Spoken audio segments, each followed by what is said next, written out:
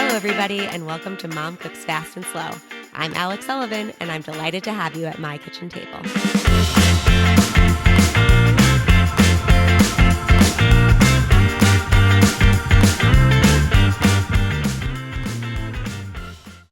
Why is family so important to me? And why do I think it's so necessary for communities to support families?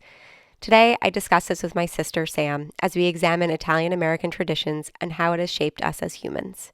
There are so many things you think of when you hear Italian-American. Pasta and meatballs, Zeppelis, Columbus Day, Christmas Eve, Frank Sinatra, Frankie Valli, hand gesticulation when we talk, or all things referencing The Godfather, The Sopranos, or most recently, The Jersey Shore. But what is an Italian-American family really? And how has our history created the culture we have today in America? Join me and my sister as we discuss. I hope you enjoy. It came from somewhere, but... Yeah, exactly. And I'm also laughing. My friend Sarah just texted me. She was like, my friend in Brooklyn is throwing an Italian-American party next Saturday and I need a costume. You're like, all black. Yeah, she was like, you better not let me down. Yeah. Okay, so anyway, hi, Sam. Hi. Good morning. Thank you for joining me on Mom Cooks Fast and Slow. Thanks for having me. I'm excited. I'm excited for this new journey. Yeah, it's exciting. And I thought for one of the first couple of episodes, it would be fun and like interesting, I think, to kind of explain why family is so important to me and why this kind of path that I'm trying to go down is a result of being an Italian American. And I thought, who better to talk about that with me than my sister? So I just thought we'd start a little bit about how important family is to us and why it is that way and kind of the background of our family. So I thought we'd start with our big Italian family, all of our cousins. So if you want to talk a little bit about how big our family is, you know, our mom's side specifically, but also our maiden name is Mistretta. So our dad's side is Italian too, but maybe just talk a bit about that. Absolutely. Maiden name's Mistretta. Our mom's maiden name is Milana. She is one of six girls, six crazy, crazy girls. So you can imagine what that house was like growing up. Six girls, grandma and grandpa, and then our great-grandmother was living in the house with one That's bathroom. Right. Grandma Grams. Yeah. Yes. So all those women went on, and now you and I are two of 13 cousins by blood, and now I think we're 17 by marriage, just on mom's side. Right, exactly. Yeah. Yeah. So, and I think we should include that grandpa went half deaf, like at 45, because he was just by choice. Like, I can't handle these Italian women anymore. So I'm going to listen to half of what they have to say. Exactly. It was a complete survival tactic. But yeah, so I think for us, growing up with a big family was so much a part of who we are, right? Whether it was like the Sunday dinners or just like barbecues in the backyards. And I should mention that most of the cousins on mom's side are boys. So we like grew up kind of like roughing around, playing football, but then also forcing them to do musicals with us and like Christmas celebrations and performances. Because obviously Christmas Eve is our Super Bowl, our World Series, everything for the Italian American. Christmas Eve is the day. The Christmas Eve is the day. Before we get into Christmas Eve, though, I want to touch a little bit on, so dad's side too, he has an Italian Sicilian father. So our grandfather, Mistretta. So Mistretta is a town in Italy. And then our grandmother was Irish, which the Irish and Italians butt heads. But we mostly focus on our Italian side. But the reason I bring it up is both our grandfather on our mother's side was a firefighter and our dad's father was an electrician. So a big part of the Italian American family is that it's a lot of people that kind of worked blue collar jobs and wanted to provide a better life for their families and work their way up. So, so our nanny came over. So nonna is the word for grandmother in Italian. And we called our grandfather's mother. So our great grandmother, we called her nanny. She came over in 1901. through Ellis Island. And she came over by herself and made friends like in an Italian American area in Brooklyn. And the funny story and kind of what ties all of this into how important family is that she had a best friend. And back then, early 1900s, Italians lived in certain enclaves. So it was like Italian ghettos or, Little Italy type places. It wasn't Little Italy yet, but those type places. And everyone that lived in your neighborhood was basically your family. So she had a best friend who was married to a man. They had children, and then the mother died. Her best friend died and asked Nani on her deathbed to take care of her husband and her kids. And so our Nani married this man, took care of his kids, and then had 2 kids of her own, one of which is our grandfather. Which so really, was taking family to a whole other level. Yeah, it really, but I feel like that is such that part of our history passes down into the sense of when we make friends, we go all in. Like, I think anyone that knows us knows that if you are friends with a Mastretta girl, but an Italian kind of woman in general, like they make you part of their family. That's what they do. And I feel like that's been something. I feel like when I'm first really meeting someone and I'm introducing myself to them, one of the first things that I'll kind of mention or throw in there is like, oh yeah, I'm a New Yorker and I'm Italian American. And I feel like that in itself kind of describes to them who I am before I even really need to tell them. Right. It's me saying family over everything. It's me saying, I'm going to be very opinionated, especially when it comes to food. And then third, I'm a little feisty and I'm ride or die. Right. Like exactly. That's it. It's all, and it's so funny because before I was doing this interview, I watched a documentary on Italian Americans because I was like, maybe there's this whole part of Italian American history that I think I'm Italian, but like really it's just how our parents raised us. And I associate that with being Italian, but it's not really. And it 100% is like, we are fully the stereotype of Italian Americans. And it comes from this kind of like long history of being immigrants and slowly generation after generation, making your way towards becoming an Italian American. And so, which really didn't happen. Like Italians weren't fully meshed into the fabric of America until World War II, when they had to make a decision between fighting for Mussolini or against Mussolini. And that was kind of the turning point for Italian Americans really becoming, okay, like we're Americans now. Embracing their new culture. Right. Yeah. And another kind of like interesting fact that I learned, which also speaks to this family over everything and why it's so important. There is this thing called the Rosetto effect that is known in sociology circles and like clinical medical circles, where in the 1960s, there was this town in Rosetta, Pennsylvania, and it was a town that always kept being Italian Americans surrounded by family. Everyone always moved back. Everyone helped each other out. Everyone was supporting each other. And this one town had a rate of heart disease like significantly lower than the national average, like significantly so.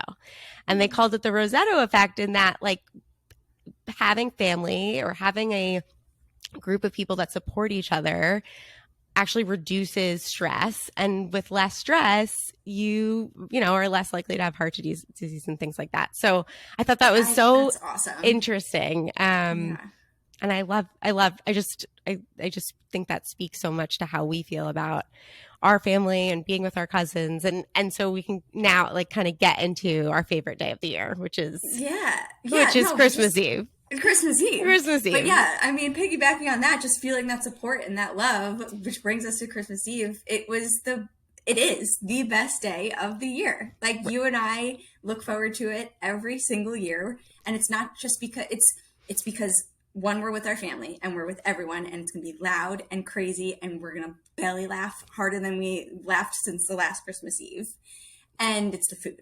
It's it has to be all the food, the Feast of the Yes. Seven Fish. And we like made sure for years and years and years and years that we kept doing Christmas Eve at grandma's house. I know. And I mean, grandma's house couldn't even fit 6 girls when they were living, on Long Island when they were younger. And then we became, 6 plus their husbands plus all their kids. I We mean, were up I to think like 32 30 or something. Yeah, Yeah. it was. And we were like, no, we're doing it at grandma's house. We're going to be all over each other. No, all over each other. You're taking turns. Who gets to sit down? Dad's frying the calamari. Everyone's standing next to Dad, but you're trying not to get hit by the oil. It's a circus, and it's the best. It is. Wait, so let's talk about, and I think this is actually a Southern Italian thing. So most Italian Americans have heritage from Southern Italy. So Sicily, south of Rome, really south of Naples, Calabria, like and the reason most of the immigrants came from the south of Italy is because it was the poorest part of the country. And they couldn't, make ends meet. And so America was like a place to, new opportunity and all that. But a lot of the traditions that we have in America from Italian Americans is mostly Southern Italian Americans. And you had kind of taught me about, because I had roughly known what the Feast of the Seven Fish was about, but you had told the story about the fishermen this year, which I wasn't totally aware of. So you should tell that story too. Yeah. So the Feast of the Seven Fishes is that on Christmas Eve, you only eat fish, and ideally you have 7 fish that you eat on Christmas Eve. The reason it's 7 is because 7's like a really important number in Roman Catholicism, like 7 deadly sins, 7 sacraments, things like that. But the other part of it is the reason it was fish and not meat or anything like that was actually to support the fishermen in southern Italy. So we do scungili, bacalao we used to do, we do clams, the bupa, mussels, shrimp cocktail. We did lobster one year, which was great. Zach brought that in. Our cousin married a Jewish guy who gets super into Christmas Eve and is an unbelievable awesome cook. Yeah, unbelievable. And so he, put his own little flair into it. And so that's what we eat on Christmas Eve. And if you talk to, any still Italian American that celebrates that, they'll all tell you it's like gross. Like it's like all the smelly, fishy food, but it's just what Christmas Eve is. I think Grandma or Grandpa had told me this, was that they wanted the fishermen in Sicily or in the south of Italy to be supported through like holiday seasons. And so the 7 fishes was a way to kind of force Italians to support their local fishermen and buy all different types of fish to support them through the holiday season, their families through the holiday season. And so it's, again, like it all comes back to, yes, exactly. It's just a really fun night. The one weird thing about our family that I think is also a big part of Italian American culture that we are not a part of is drinking wine. I know, it's everyone's always thinks it's very weird. Well, it is very weird because most when you talk to, other Italians here, they're always like, oh, and the wine, and everyone drinks so much of it. And our family just didn't do that. I don't know what that was about either. I don't know if it was a cost thing or maybe or that's true. I don't know if maybe we couldn't afford that much wine, but I feel like our generation now, like you, me, our cousins have very much embraced the wine. We've embraced the drinking part. We've made up Christmas for the wine Eve. Tradition, which is just kind of a fun part of it. But yeah, we never really, the parents weren't really ever drinking growing up. Yeah. Is, everyone was crazy without the alcohol. They didn't right. need it. That's true. I mean, that's also true. And then the other Can you part. imagine how loud it would have been? No.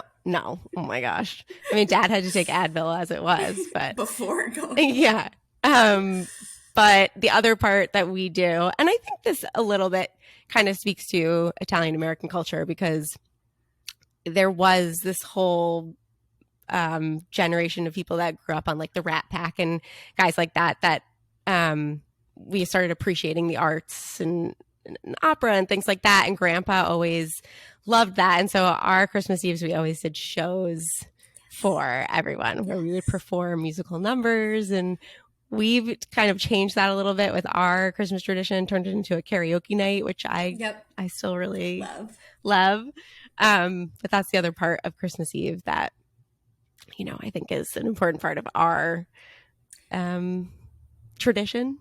Absolutely, because even if it meant, you know, forcing our boy cousins to have a choreographed dance and sing along with us, and they were fighting and nagging us, and you know, that was just building that cousin relationship, building, you know, it was building that rapport, which it was just always so much fun. Even if they hated it, they secretly loved it. Yeah. So now, I mean, on top of Christmas Eve and the Seven Fishes, food is a big part of our life as Italians. And I think the funniest part sometimes about being Italian is if you like say, oh, you know, you're gluten-free, like as an Italian, you're like, what? Like you're it's, right. You're like, what do you mean? Like, who doesn't get a stomachache from pasta? You just do it. Like that's what you're supposed to do. Right. We should mention too that our grandfather has pasta every single night of the week. Every single night. As like an appetizer to whatever the meal is that night. Right. A pasta appetizer. Also, side note, we have a pasta appetizer before our Thanksgiving meal, but that's a whole other thing. That's a whole other thing. Yeah. But we engorge ourselves in pasta before we get into Thanksgiving. Right. So, but yeah, when Grandpa used to take a big loaf of bread, and we'd all be sitting around the table, and he'd just rip it off and throw. Who wants bread? Who wants bread? So gluten galore. It was gluten for everyone. Exactly. And yeah, and if you got a stomachache, that was just part of the ride. Like that was just, you ate too much. Yeah. Right. Exactly. And so it's definitely the pasta. It's definitely the overeating. I mean, the overeating that we do. I mean, luckily, when Ryan, my husband, married into our family, he had an Italian background, so he kind of knew the lay of the land. But when Tommy, your husband, married into the family, I was just going to say, so first of all, his first holiday, I needed to tell him he's a big runner, so I had to be very kind of literal with him and say it's a marathon. You know, you can't sprint through. Don't fill up on the antipasto. There's course after course after course. His first holiday, by course 3, he was done. He was on the couch. He just didn't operate well. And what he always kind of initially, I never really noticed it, but there's a difference between our two families, my husband and mine. And our family, our whole day is centered around the meal, right? Preparing the meal. No, sorry. Talking about the meal. What are we going to make? You know, shopping for the meal, preparing for the meal, making the meal. Everyone's in the kitchen. You know, dad's doing something, mom's doing something. Everyone's kind of doing their part, sitting down, setting the table, and then eating the meal, right? But then you're at the table, even after you've eaten, you sit at the table for another hour and everyone's chit-chatting. You're telling stories. What did you do today? You know, What are we going to do this weekend? And you're just sitting and talking around the table constantly. Whereas his family is more activity based, right? Where they're always doing activities and it's kind of a grab and go. Oh, right. Oh, shoot. Yeah, we should eat. Okay, eat quickly. And then we have to go to our next activity. So it's such a dichotomy between our two families. And he struggled at first because he was like, whenever we were just sitting around the table, he's like, okay, well, what's next? What are you doing? And I'd be like, no, this is what we're doing. We're spending time with family. You know, it's lunchtime. It's right. Like that's the activity. Yeah. Yeah. Yeah. So that's been very funny to watch him kind of acclimate to. And now he loves it. Now he's like, what are we making? I'm smoking the beef. You know, like he's all in. Yeah. And I mean, I think that's part of it too, is we don't give people a choice. Like you have to get all in. You just got to buy into it and eventually you'll love it too. Yes. So speaking of kind of traditions, but it's not technically traditions. I would say stereotypes or like old wives' tales that we fully feed into and, you know, are defined by with Italian culture. So the first couple of things is I was thinking about how Mom, when we have had our babies, is obsessed with keeping babies warm. Like the socks. Just talking about this the other day. The draft from the closed window. The socks.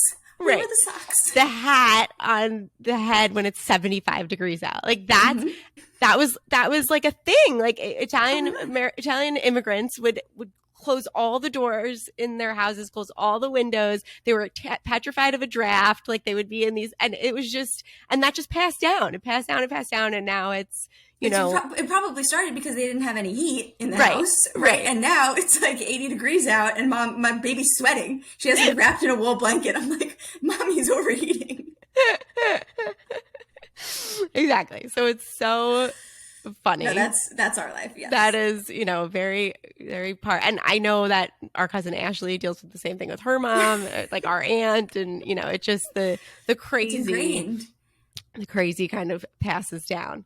The other thing, which I think is a really important aspect and kind of what's led us to be the people we are, and all of our cousins really, in whatever kind of shape of life they've taken or decided to take. We have, you know, amazing athletes in our family. We have like hungry, you know, guys that just work and get it done, and you know, no matter what they're doing, People who are serving for our country. yeah, exactly. The kind of string that ties that all together is we learned you work hard and there are no handouts, and that's like a big part of the kind of culture that we were brought up in.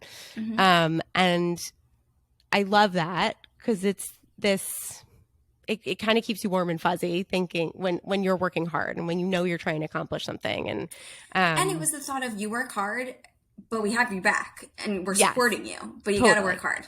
You know? Exactly. We're here Yes. for you. It's like but your family's gotta be here. you. Yes, totally.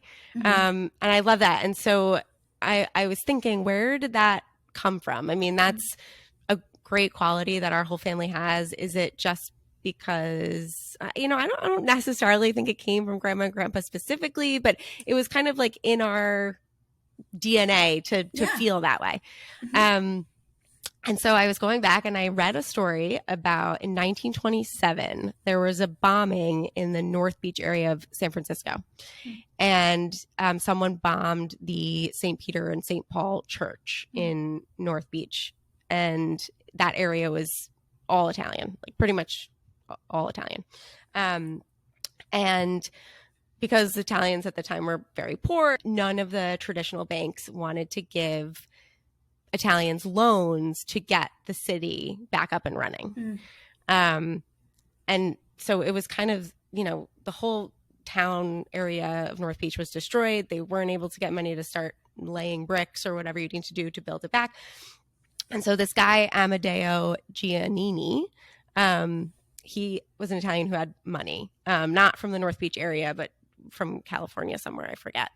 But anyway, he went to this North Beach town and he met with guys, met with their families, went to dinner with their families, and basically said, if you have calluses on your hands, I'll consider that collateral, because if you have calluses on your hands, it means you're a hard worker and you're going to work. And so I'll lend you this money and help you like build up North Beach.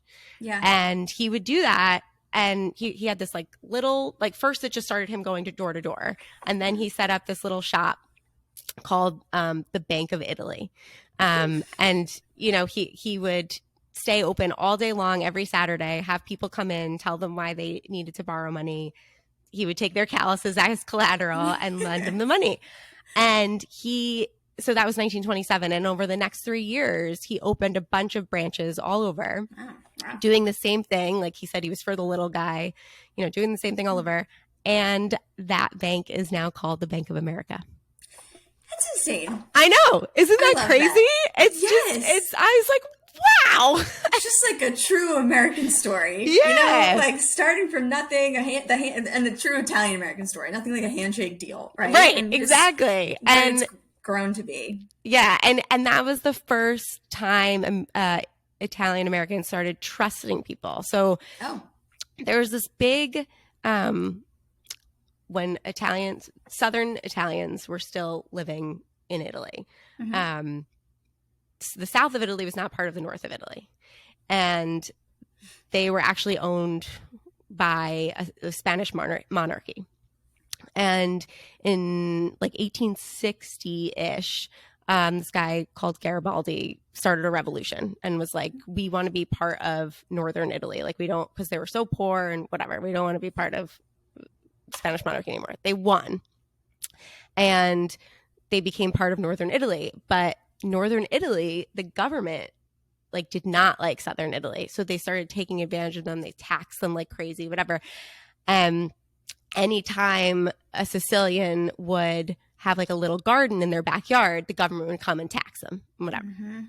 And so that those people started saying, okay, keep it in the family. Like, don't tell anyone what you got. Like, if you got a cow in your backyard, you didn't see a garden. You didn't see, right, exactly. And they carried that kind of like feeling with them over to America. So Italian Americans didn't trust people, and that it was very much keep it in the family, keep it in the family, keep it in the family. Don't trust anyone. And so this guy Giannini, when he started lending money to families, it brought them a little bit into like, you can start trusting some people, keep your cash under your bed or whatever you need to do, but you can start trusting people a little bit more. So I thought that was a really interesting story and kind of explains why we have this work hard, support people, get things done. If someone's not getting it done, you'll get it done. And that's part of our culture, and Absolutely. Something that I think we always carry with us as kind of a badge of honor, being Italian Americans. And what we're now trying to pass along to our own kids, yes. kind of, there are certain things, obviously, we might not take the sock thing from our mother, but there are definitely certain things from our culture and wonderful things that our parents have instilled in us that we do want to pass on. Yes, exactly. So I do think that we need to talk a little bit about the caricatures of Italian Americans in our culture and how we are them. Yeah, I mean, yes, but also we're not, part of the mafia. Like, sure. Oh yeah, no, we're not part not those characters. Not those characters. But like the mafia, the Sopranos. I mean, the Jersey Shore, we may feed into some of those stereotypes for sure. Yeah. But it's funny because as much as the mafia, the mob, whatever, we have no connection to it. We don't really know people that were ever in it. But we love The Godfather. I mean, it's one of our favorite movies. And I was trying to think, and maybe you can help me think about it, but like why that culture around the mafia and the mob and the Sopranos and things like that is something that Italian Americans, not all of them, but like I feel like we take pride in it a little bit, and I don't know why that is, but we do. So I don't know. What do you think? I mean, I think because it's exactly what we've been talking about. It speaks to everything we believe in, right? Like, we might not take it to that level of what you'll do for your family, but at the core of it, it's a family story. Right. It might be a little gory and it might be a little intense, but it's all about family. And this Godfather is the patriarch of the family, and it's all the crazy things that he'll do to make sure everyone's safe and everything's. Everyone's good in his blood family and those that he's kind of, taken on as his family that are the friends and the community as it is.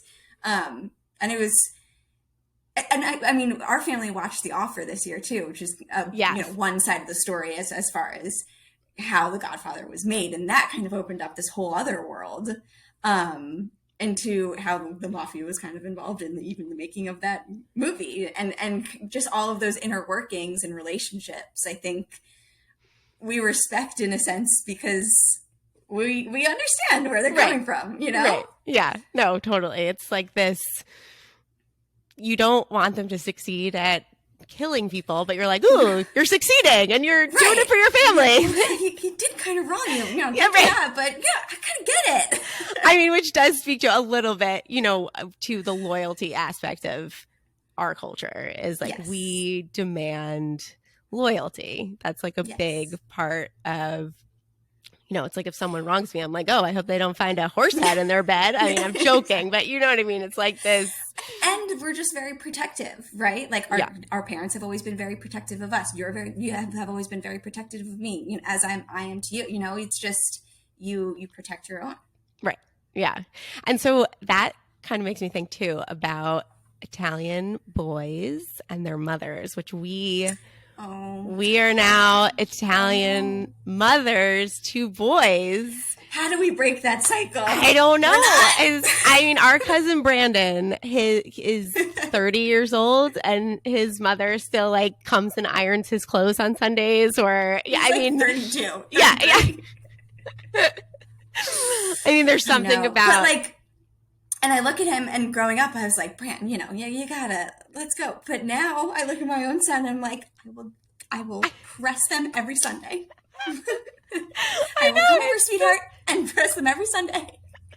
And I mean, when Grayson comes home from school and he's like, Ma, can I just have some pasta and meatballs? I'm like, of course. Let me just whip it up real quick. Like, I don't care what I'm making for dinner. You want my pasta and meatballs, you can have them. Exactly. So yeah, we gotta make sure that we figure that out. We got to be good about it. I don't know. I know.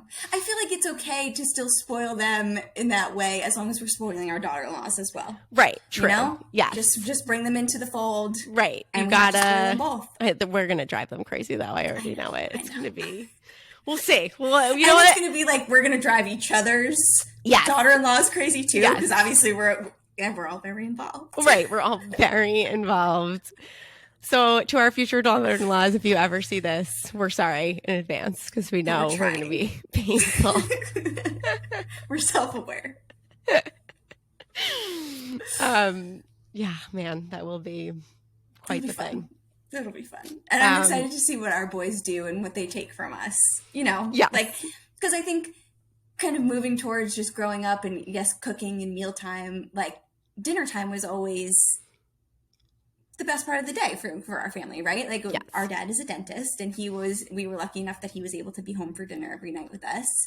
And I just think that's growing up, seeing your parents talk about their day, you know, telling your siblings and your parents about their day, everyone sitting around the table and just having that conversation every night, and that being a routine also, you know, strengthens that support and that family and that connection. And, you know, it's something that my son's 3 months old, and he still sits with us at dinner every night, you know? Like, no, I mean, we did the same thing. We had dinner as a family.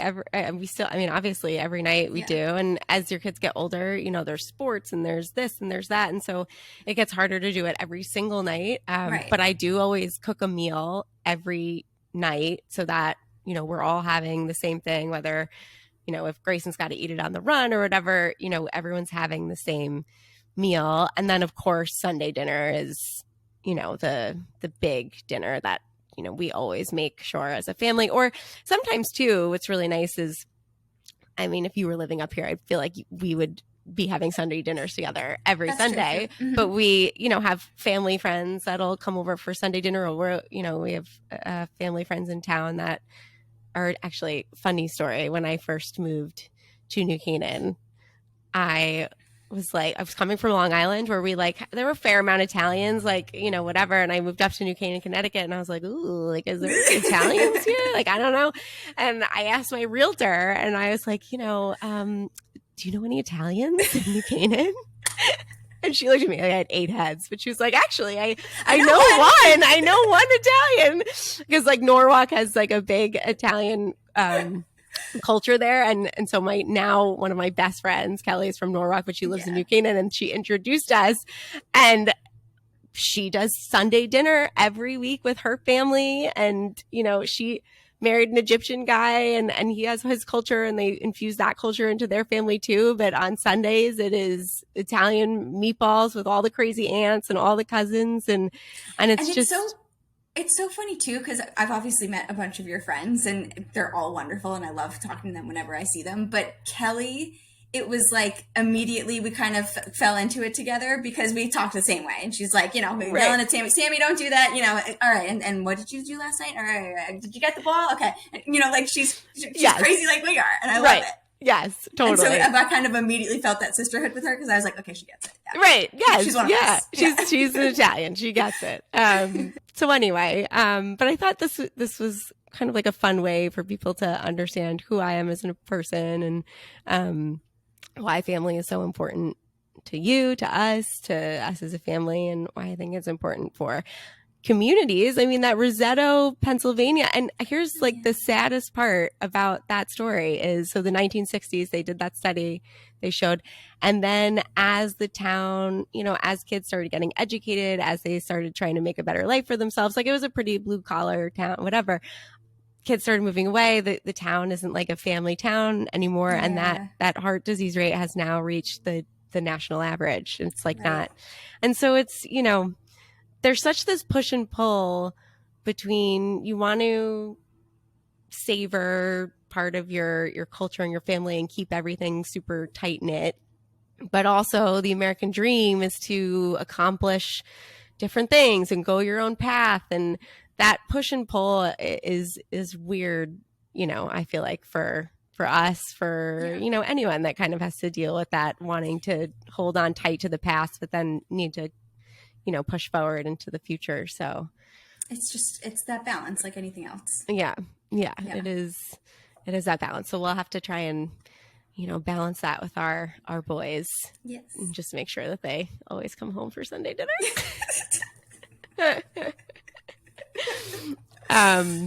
But anyway, I usually ask a question at the end.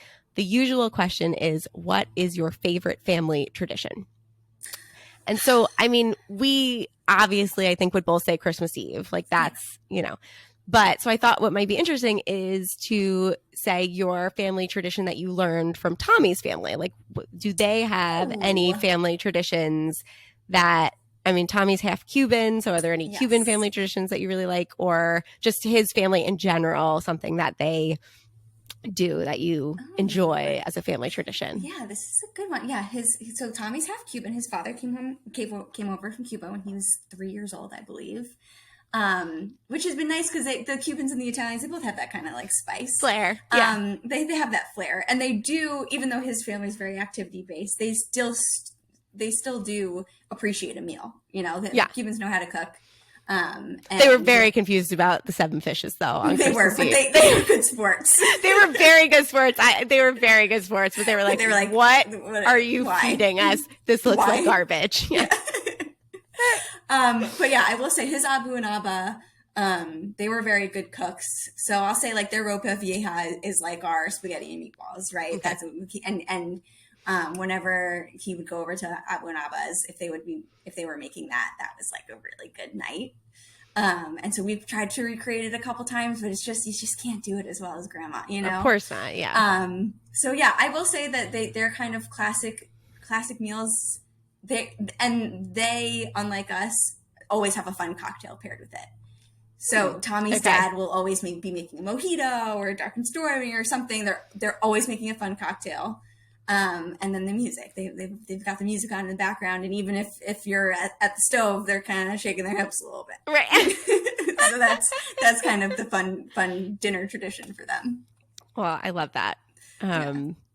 Well, thanks for joining me and kind of dissecting into our family. But it's always fun. I mean, we love talking about our family. It's always this is just like fun. A normal day. Yeah, and I what I hope is that I can bring on people to talk about. I mean, I love hearing about other people's family traditions. I think it's so fun and interesting, and also you get a glimpse into people's personalities, like we just learned that it's a lot kind of wrapped up in the culture that they grew up in. So I hope that I can history that you brought in too. Yes, hopefully you can dive into okay, we've done this forever, but where did that come from? Why do we do this? Right.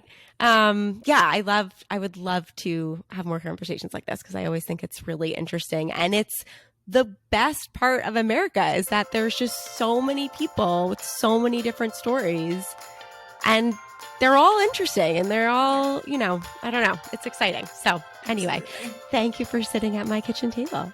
Love you. I love you too. I'll talk to you later. Bye.